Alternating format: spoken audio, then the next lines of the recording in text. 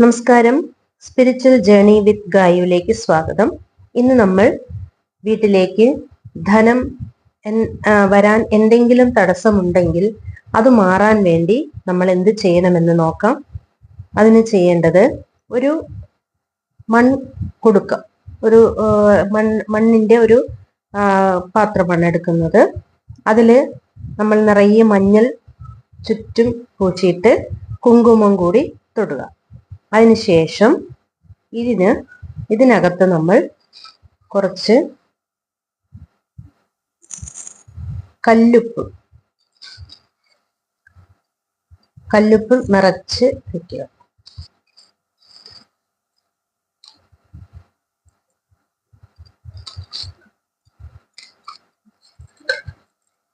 കല്ലുപ്പ് നിറച്ച് വെച്ച ശേഷം ഇതിനകത്ത് നമ്മൾ ധനത്തിന് വേണ്ടി ഏറ്റവും നല്ല ഒരു ഐറ്റമാണ് വയമ്പ്. ഈ വയമ്പ് ഈ കല്ലുപ്പിൽ നമ്മൾ അകത്തോട്ട് തള്ളി വെക്കുക. ഏതൊരു താന്ത്രിക കർമ്മത്തിനും വയമ്പ് ഏറ്റവും നല്ലൊരു ഇതാണ്. കല്ലുപ്പും അതെ. അതിന് മീതെ നമ്മൾ ഒരു 5 രൂപ നോട്ട് ഇതിനകത്തോട്ട് വെക്കുക. വയമ്പ് മൂടി വെക്കുക. മൂടി വെച്ചിട്ട് ഈ 5 രൂപ നോട്ട് ഇതിൻ്റെ മേലെ വെക്കുക.